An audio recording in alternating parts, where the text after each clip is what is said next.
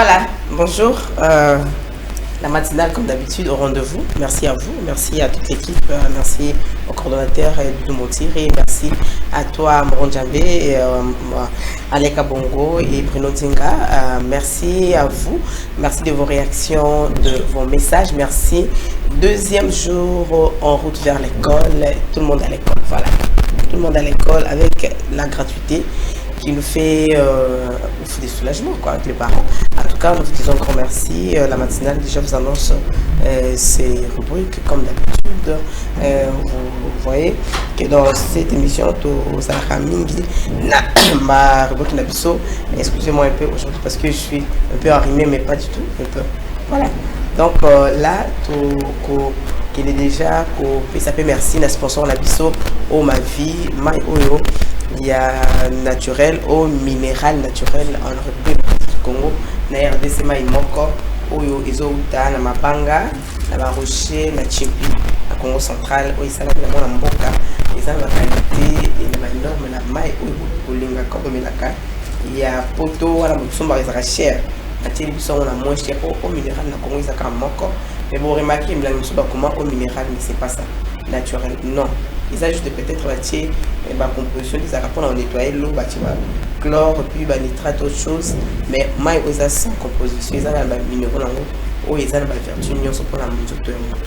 Alors, surtout qu'ils ont la rentrée scolaire, bah, il faut pas dans la forme, aujourd'hui, on a besoin de calcium, on a besoin de magnésium, c'est-à-dire ils ont 5 coiffés dans la casse, santé, et puis, on a la force.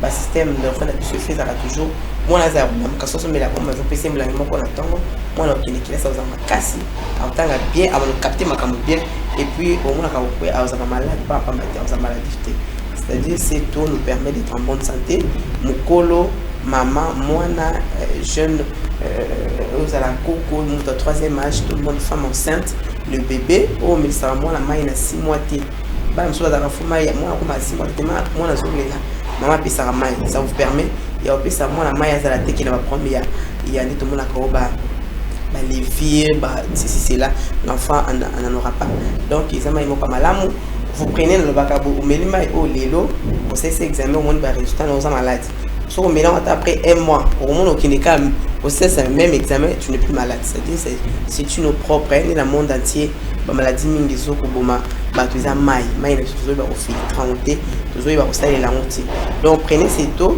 et appelez au 085 44 44 222 085 44 44 222 pour y parler quoi ni oyo et c'est non seulement maille propre pour la découvrir la biso peut-être na radio ou ba ko la biso en tout cas bota la biso na TNT na Jores TV topé c'est kaka na Jores TV parce que dans topé sa canal 52 ba tout ba bisinga ba belinga maman journaliste mais canal 52 on te retrouver binoté canal on les a fréquence ba pied biso mais talaka Jores TV l'état ba boy bo ba na komona penda que non ba attribuer biso penda le logo na biso kandiza au côté monde en tout cas dans un premier temps au moment la Jores TV on est là.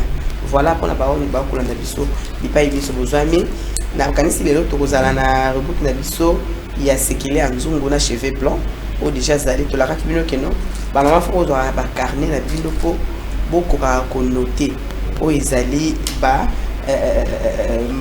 recette na bino ezaka ba recette t'avez voyé pour la bio manger bien bio et puis manger sans graisse manger équilibré donc il faut savoir comment manger comment reposer ça pour la base à la bonne santé pour éviter tout le temps l'hôpital on peut faire un tour à la régie d'abord pour commencer avec je pense qu'on va prendre le clip du jour hein. Moi je ne sais pas si il est là on commence à voir avec le clip du jour avec notre rubrique le clip du jour Moron Djambé ou Doudou Motiri ou soit Bruno Dzinga va le faire si on prend d'abord la publicité parce que c'est de l'eau c'est la vie, ma vie, voilà, pub. Voilà, c'était ma vie. Moi c'est Pamela, c'est ma vie. En tout cas, moi Iwana et Zafina. Oh Angélique, c'est la norme, oh éco-singa, ok. Oh la mkara, surtout pas pour ça la mingi. Moi je me suis toujours dit travail intellectuel. Et ça, un travail au salarié, et consommable, ça veut santé, temps. On a battu et ça nous fait écourter durée il y a vie existence dans la terre hein, sur terre quoi. Au moins moto bah âge qui pourquoi parce que au sein de la travail encore intellectuel pour raisonner bah solution bah problème vous a conseillé quelque part je travaille quelque part il faut inno pur inno comme ma vie des single so on mélange on peut remettre la main sous terre là j'ai la mélange on a mélange encore même en tout cas ça passe plus maintenant toko soit sujet du jour on a vu ça nous voulons beaucoup plus parler là-bas quelques recettes santé. Quand nous parlons de santé, parce que tout le bien, c'est l'eau, c'est la vie. Alors, il faut bien aussi manger. Pour accompagner la main à moment la cause à la bien. On voulait un peu parler pour que, au moins, il y a des tout ça, dans micro boy, na basalité comment la dit ça, na embouteillage, poussière, na pas la besoin de classe en tout cas, bah la faut aller bien. On doit d'abord connaître l'importance des manger. Bah, les animés. Si nous avons un autre parce qu'il y a un autre salaire qui non, on a mal mobilité. Pour qu'un hôpital tito les latés micro pas ébélé autant la santé car au moins la sous pas malnutrition parce qu'on mange pas bien et tout là je pense que nous trouvons un cheveux blanc aujourd'hui parce qu'il y a tout à moi temps pour réclamer qui a zoé à une minute qui a zo kende mais tout sur un peu sur l'ensemble des choses qu'est-ce qu'il faut pour la santé qu'est-ce qu'il faut manger faisons un tour au 6 jours du jour et puis nous allons revenir juste après avec cheveux blancs.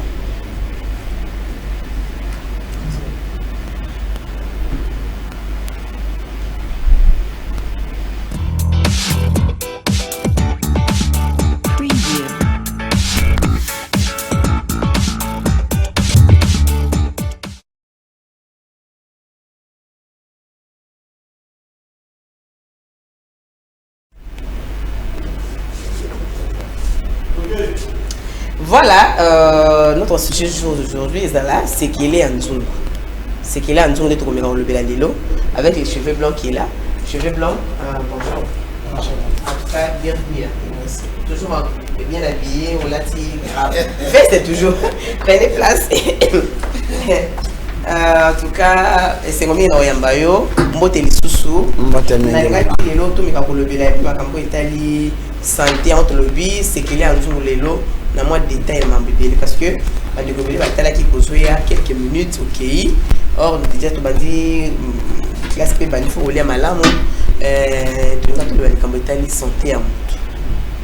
santé à mutu ezali ni sikanye ni pona fia mutu ah mama pamela na moni santé à mutu atato sali nyoso ko sala santé à mutu ezana produit pharmaceutique té ezali na ba produit balamba té Santa Mutu evandi penza na bilei.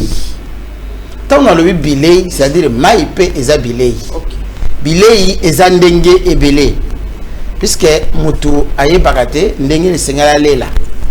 Alors, nde yango tobongisi eloko malamu pour Mutu nyos ayeba ndenge ni fa lela pour azala en bonne santé. Sinon c'est grave.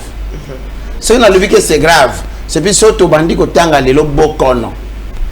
Oba tobako bela kana mokolo malelo peut-être comme na 7 sur 10 et utika na biloko ko lia na lo lenge ya kovanda ya batu ndenge balelaka kitoko te lokolo ko mona mutu azoko lia tongo boye ole ali ya ndenge sengeli azoko melane biloko sukali papa batilo to ngato baleka mo lelo batu azo la passe mbongo ezate chômage makambo se belia aussi ki noto lia malamu te c'est long mutu na msoto bakosi. Mais est-ce que tu as un bandunda na kinti tu as un bandunda tu as un bilanga tu as un biloko ibele o bien biloko mboka pesa mais batu balingi ko mona ngote kiza malamu batu balingi ba vivre frais parce que za musuni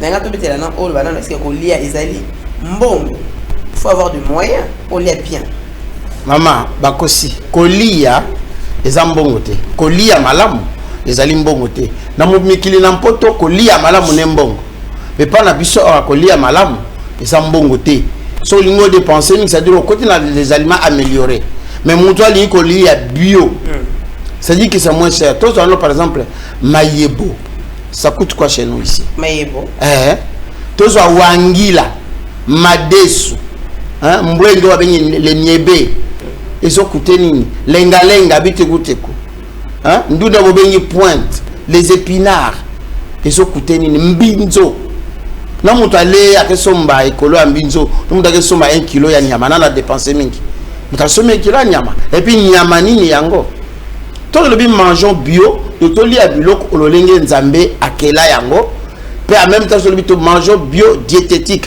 donc tolanda mateya lolenge sengi tolela kapoto zala en bonne santé biloko wana otangi yo c'est que ça ba vitamine ebele na kati eza na ba vitamine na protéine donc nyonso ekoka na kati pour muto azala en bonne santé mais si on totali bien au moins nango ke isa amélioré les aliments améliorés bien les OGM les oboma mingi bato et puis na lolenge singli bolela biloko yango même les aliments bio il faut ko yeba pe ndenge ya kolela yango na linga itozongela on ça la rappelle que sur les 10 commandements de la diététique 10 commandements ça la rappelle parce que yango pezali donc les dans le programme national tous les jours dans la qui na tongo de to na relais à kati na pourquoi na lingo ça la rappelle mukie et puis na moi détail pour la bateau balanda sauter va comprendre les 10 commandements de la diététique maman omoni lolenge toto saka mibeko zomi na nzambe c'est ce que toto sa pe mibeko zomi ya diététique oyo to bali ko tanga so balobi manger juste c'est-à-dire ko li ya lolenge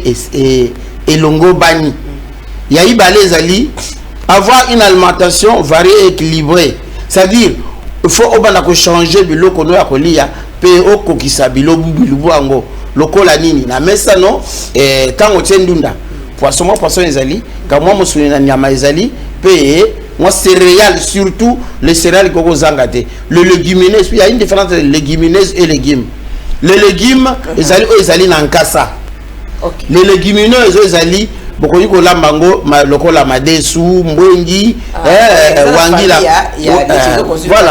voilà ce sont des Brésil on va répandre sur faux madesu dans la casse voilà mais pas importance madesu répandre na Brésil les kuna avant on lève madesu ezala on a on peut lire madesu vendre surtout les haricots rouges oui haricots rouges des appels cher dans un restaurant les haricots rouges pas spécial les haricots nyonso ezakitoko mais les haricots rouges ezaki malamu koleka mingi puisque madesu labo to benga ngo aliment gynécologique eza bilei ya malamu pona yo mwasi mwasi no salia ka madesu mingi ata mokolo mwa robela cancer de l'utérus ya solo ezoko kwatela sikoyo bato bazaka ta muso basali madesu faut boire ka mai parce que bato bazaka na problème ya peut-être ya acide na voilà non estomac ça la passe il faut ko boire mai wana madesu ko boire ka mai na madesu ezali mabe guno sekei mais okosala nini soko za na mbongo na yo somi madesu lelo ofanisi wana mai lobi na to mona esali fulufulu longola fulufulu nyonso tokisa madesu olambi menzungu polele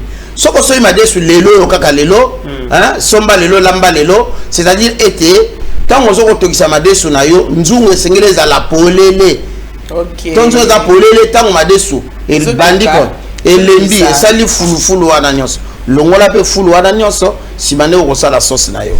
Merci beaucoup pour le détail wana to continuer na dit commandement to komaki na deuxième point deuxième point yango to lobeli si quand on commis na troisième point surveiller les graisses c'est-à-dire salakeba na mafuta nyonso o moni na nzoto na nyama nzoto na ndeke ezali ya kolia te ezapelo lenge moko na ba mafuta ba ko tekela biso anangoma Kinshasa tango ba komi zéro cholestérol ba kosi bon na ko le batole mafuta marsaviko akosala mafuta sans mauvais cholestérol parce que nous c'est à base à huile de palme ce temps ba komi zéro cholestérol mais ba kosi na fundi bango te mena lobi c'est ça la réalité l'huile oki par exemple baba futa nyonso baza otegela biso na mboko yo etondi mauvais cholestérol à moi on a huile d'olive à moi on a non huile d'olive kakate huile d'olive eza malam tournesol eza malam huile de maïs eza malam huile de sésame eza malam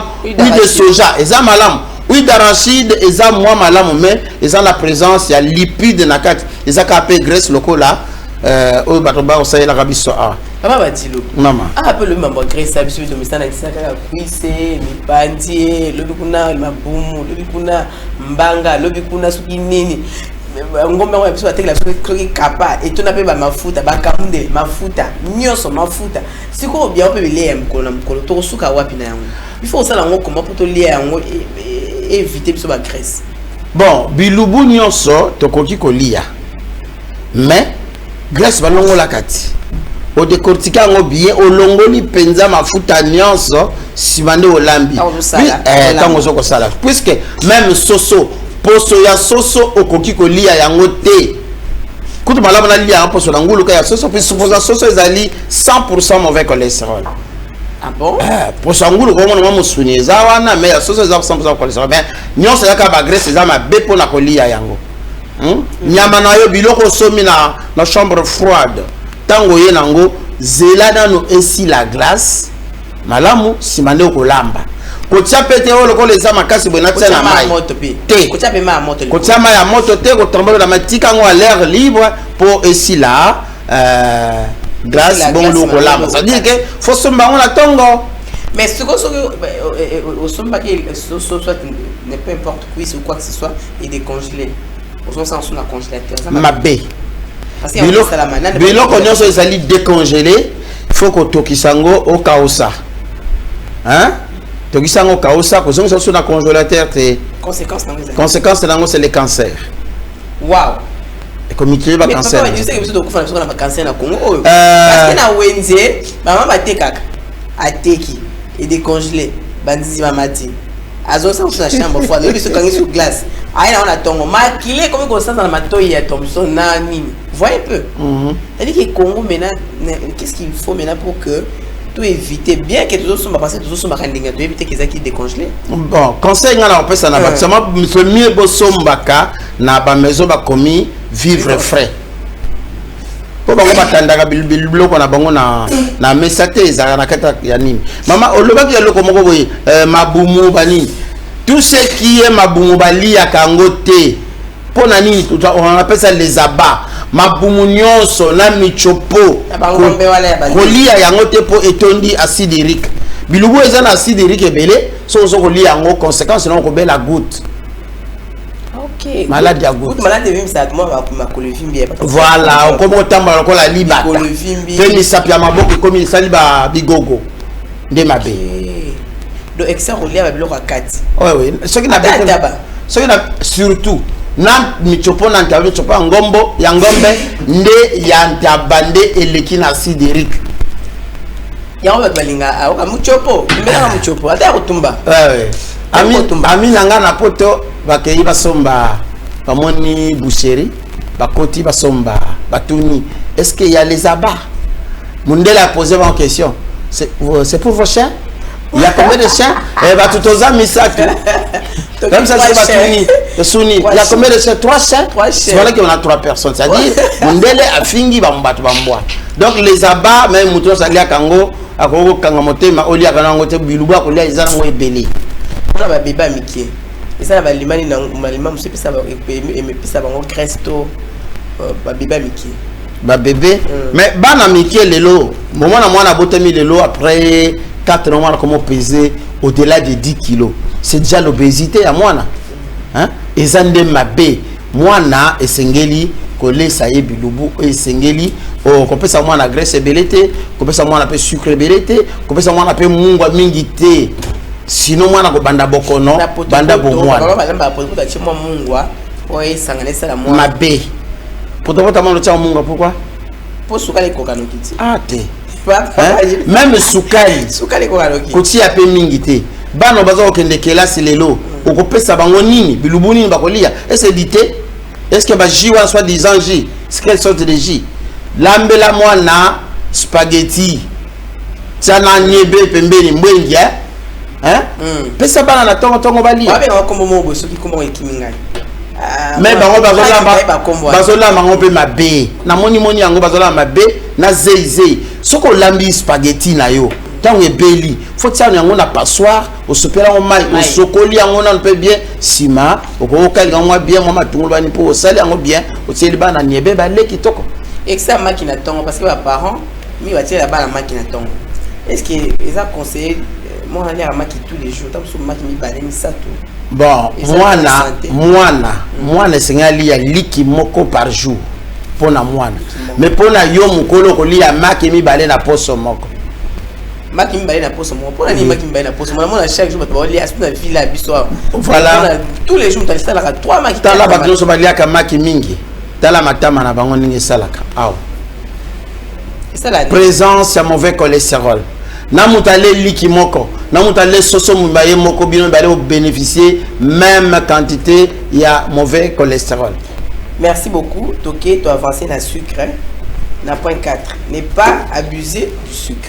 Ne pas abuser du sucre. C'est-à-dire, hein, salakeba na sukali. Salakeba na sukali. Yo tongo la moki. Boyebi ke soki mutala moki na tongo, c'est-à-dire que ozana nzala. Ole, obanda d'abord na komela verre moko ya mai, simanango ole biloko mobesu, bongo sala petit déjeuner na yo wana, yoko la mkoza mbala moko ale, mai ya moto tité. Mais vers la main il attend on a battu baï sous ça les bons parce que non non, on reçoit les bons monter. Attendez, on reçoit les bons monter et on sala bien surtout faut ils à la haute tiède. Les causes à malamu, pourquoi pour permettre même ba intestin na yo fonga malamu payer nzoto ne yambelo kwa liboso mai. Bon no kota na la crudité biloko mobesu, lokola salade des épinards. Ngana ko sami mutali la salade des épinards. Pourquoi pour na épinards tu as na magnésium ébélé. Ceux qui maman a déjà ménopausé. Ba bouffer de chaleur. Le roi m'a vu un magnésium. Voilà. C'est-à-dire que maman oyaza ménopausée pour la faire moutounioso. Et c'est un tongo banakolia ka salade des épinards. Au katikati épinards no bien, au tient la sani, au râpé moi aïe, au zoma tungulu katikati au tient wana, au jibe mulangino ya mai na biso ma vie, au tient pembe. Au vraiment au accumuler magnésium ébélé. Maman Azana va bouffer de chaleur, à ressentir en côté kanda pe kosila e, ba douleur pe kosila. Même pour la yo chelenge, yo papa, liaka salade des épinards, et ça malamu mingi. Ce bini ya rolamba ngote ko benga ngana la bien nga ko sala salade des épinards et ko sala malamu mingi. Puisque présence sur sucre dans nzoto belé, ils ont ko ça on a carence de vitamine B1. Or, quand ça la vitamine B1, c'est dire la commune est diabétique déjà. Voilà, puisque quand on attend. Mais est-ce qu'on parle de diabétique? Pour la diabétique, il faut parce qu'il faut baliaka. Sucre ni sengeli ba consommer. Parce que par exemple la confusion. Toi tu miel, toi je ne sais pas sucre ni sengeli baliaka ba diabétique. Bon, pour nangai un diabétique. Osana tino melata sucre moko to sucre ya banane o ba kosiyo ezaka toujours ma B. Un diabétique au PC bilubo etondi beaucoup de fibres. C'est l'excès de fibres, il y a ça là que pancréas et soit makasi et pendant que sécréter sous l'insuline dans le sang. Exemple le bon on a pas fibre. Exemple le boni. Na koza par exemple mfumbwa.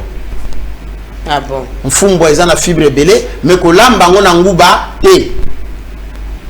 Lamba on a ndé. Lamba ngo ozui yango otuti na ndambu po esala mwaze yoana tango ko lamba ngo ni ko lamba ka ndunda nyonso. Ni tu bata brala ba lamba koko. Coco voilà. Moi là-bas, pas trop, moi mathématiquement quand on est ils avaient vert pécaboué. Ndé malam. Bah tiens on a mis ça au cas. Ndé fond malam. Bon fond mo golia même mo beso. Un diabétique golia fond mo beso. Un diabétique go so fond batandi yango na akausa on ndako. Na kati ya ndako. Sima ko tout tango atamise donc ayunguli yango poussière wana elonso akolia atie. Elonso akolia atie. Akozala pe bien. Les acquis monnaie. OK. Puisque to benga bilubu les aliments. Les aliments qui jouent le rôle des médicaments. Papa m'a dit de remarquer Mikolo, jus est belé.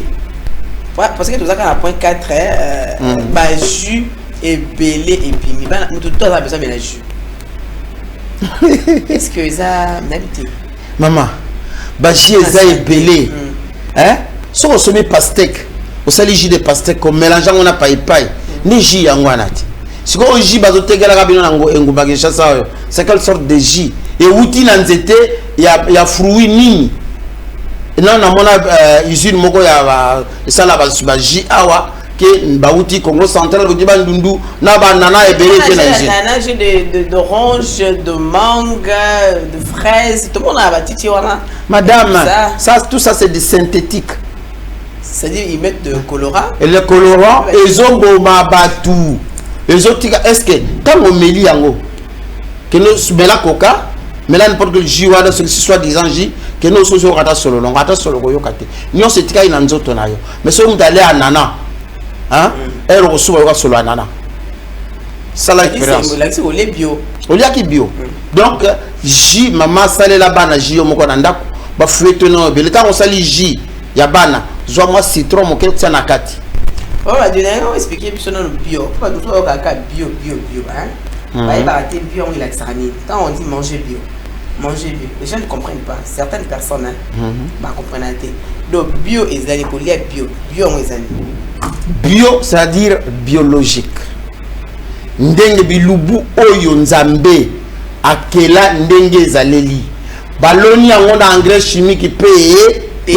Nesi na bamboka nde tozala po to exemple malamu. Voilà. Lokola ngana ye na zaboye. Ndunda na ngana liaka oyo uti na mboka. Alors, ngana koyeba pona za expert na yango ndunda oyo ekoti engrais chimique te eyebanaka. Otsoko talika volume alors la question va faire confusion. Ndunda mabe boy. Bali ngo exali boy. Bite il y a 24 jours. Comment on monene bongo? Si a so engrais chimique te. Non, liya no owana négliger dans oyo. Pour comment on a en bonne santé. Si c'est explication bio pour tout un cinquième commandement. Oui. C'est-à-dire non maman to soba place moko. On a 4 wana puisque na tongo tango mutabani de loro soba limbala moko. Yeba que soko la muki na tongo ozana nzala. Banana mai okena ba crédité biloko mo beso donc si banango kolia puisque tango mutala muki na tongo ozana nzala. Pancréas na yo efandi nango. So yo melika biloko suka les bas digestion et salemi nango comme c'est le sucre qui domine le corps. Puis sucre nous allons dominer le corps tant aux ananzala. Maintenant là les biloko suka les tinda ou la bongo. Mais cette fois-ci pancréas a ko sécréter insuline na makila te. Mais parfois na yo est métabolisé par nutriments a ko tinda kaka dans nzoto na yo sucre. Voilà parce que on comme la maladie. Eza ba musu bale eloko bololoté solo aliate bilolo kutu longola e kongo bololo kutu moi. Eza musu soko te kongo bololo mabe. Mabe pourquoi? Kongo bololo eza mabe. So konyo ko lia komela kongo bololo. Maman ko ba na insuffisance rénale. Ah bon? Eza antipaludique et non pour na sucre. Même les ngadiens là, les petits colas, eza pour na sucre té, pour na glycine dans nzoto té. Hein? Petit cola eza ngadia dia eza comme kebo. Mais petit cola pour la nini na bi ngadia dia. Petit cola ezali avec si ça rabokolo malaria. Non, malaria oui puisque eza antipaludique c'est bien, ya on a le bongo. Mais ce que ozo pesa ngo mutu ya diabète, sucre komata. Puisque eza na oui. Eza na fibre te na kati eza na nini moko te osala ke et atténuer un peu moins sucre dans nzoto. Eza bongo te. Voilà. Quand est-ce qu'il faut mutu les fruits? Pour tout le monde après il faut non dessert erreur wana bato basala ngo mingi donc comme toi tu na quoi wana bato basala ngo mingi okoki kolia fruits avant le repas 5 à 10 minutes avant le repas le lenga moko komela mai 5 à 10 minutes avant le repas et 5 à 10 minutes après le repas mais ba fruits nyonso lia yango avant repas sima ya kolia soko lingoni somo ke kalate olingoli atika na ba 5-10 minutes pour lia banaja na ba fruits na yo sima ta okota na consistant o eza donc fruits otie comme les entrées na yo c'est bien bon salade no pe osali comme les entrées non c'est bien bon sima nango nde okoti na kolia na yo malamu to soki na dose mungwa na sucre comment faut doser mungwa pe pour to sukana ona bana dibi voilà mungwa tous les jours mungwa eza mabe na nzoto na style de table l'excès c'est-à-dire ndenge mama alambelaki bilubu amejiraki mungwa wana yo beta kolia na mesa ko bakisa mungwa te liaka kabongo so bakisi ça so bakisi mungu cet excès là ils ont changé pression artérielle na yo ils ont même la baodème na makolo ils ont bebisa na ba na yo pe boko ne koti na nzoto na moto. Pesa numéro de téléphone to komi na suka merci beaucoup na usunga biso pesa numéro de téléphone ba mama na ba papa bozuli ba ko landa biso numéro na nga ezalaka tango iso 089 754 9705 089 754 9705 même na WhatsApp yangwana kaka 089 754 97 05. Merci Norma. Merci. Je laisse là. Un gros merci. Merci beaucoup. En tout cas, on se revoit demain. Demain. Ok, là maintenant on va prendre menu kiosque avec déjà. Oh, ouais, pas qui est là. Bonjour. Ok, la porte. D'accord. Voilà. La porte. Ok. Bon. Voilà. Aujourd'hui. Bon. Qu'est-ce qu'on a au menu? Mardi, menu investiture, il y a Le gouvernement Sylvain Sayulunga, je crois que a prévu le Parlement, l'Assemblée nationale, investiture, audition d'abord à programme Naé, et puis en même temps, ceux qui ont approuvé, deuxième étape, Zali Bongo, investiture au gouvernement. Après, on a dit à Moussa, donc cabinet, Moussa pour le Congo démocratique. Tu vois, visite, il y a Antonio Guterres, on a vu Kinshasa, je crois qu'il y a Koumaki Awa, avec Beni, Goma, avec Lobby Awa, Kinshasa, avec Bougou, Konziamboka, acteur politique, opposition, majorité, Nyon Soana, tu vois, la même contexte parce que sécurité et puis lutte contre Ebola et puis apport il y a MONUSCO et ça pendant des années MONUSCO mais la sécurité ben beaucoup alors que force onusienne il y a une importante force pour en maintien de paix mais je crois que la collaboration est maintenue relancée mais dans quel contexte maintenant ça va se faire et pour quel résultat finalement aujourd'hui quand on arrive à gratuité en CMA le Itolé mon Konzembo quand on a lancé en gros vous allez clairement que vous allez de façon graduelle pas directement mais volonté à afficher mais tu vois bien est-ce que ça utopie en réalité au regard il y a un défi aussi imposé par exemple plus de 2 milliards de dollars pratiquement 3 milliards mais moi qu'on a vu ce budget là pratiquement 2019 donc ils allaient tout moitié budget oui mais naturellement d'ailleurs l'exercice 2000 c'est même à 2019 budget renseignement chiffre ils allaient bon 2 milliards mais déjà gratuité renseignement il faut plus de 2 milliards de dollars donc c'est ça la question mais comment est-ce qu'il faut envisager d'autres ressources pour suppléer inviter Yves Bouya Eric Izami Antena Edmond Iso Zalawana et puis en même temps Nicolas Meda Kakolongo et puis tu vas appeler Nicolas maître Georges Kapiamba spécialement pour la solo par rapport il y a enquête sur le 15 millions de dollars à Sengi en tout cas à travers Akaj parce que c'est bon mon Akaj que directeur cabinet à Mokonziamboka a démissionné parce que vous allez citer avec Makamboala. Ok, merci beaucoup en tout cas ça n'est fini pour aujourd'hui, on se retrouve demain à la même heure. Merci à vous tous, merci à toute l'équipe, à Doudou Montiri et puis Moron Djambé et à V Bruno Nzinga et à Leka Bongo. Donc consommer ma vie, c'est pour votre bien. Voilà. Donc okay, au revoir. Très bientôt. Ciao. Très bien. Bonne présentation. Merci beaucoup. Bonne journée. Merci.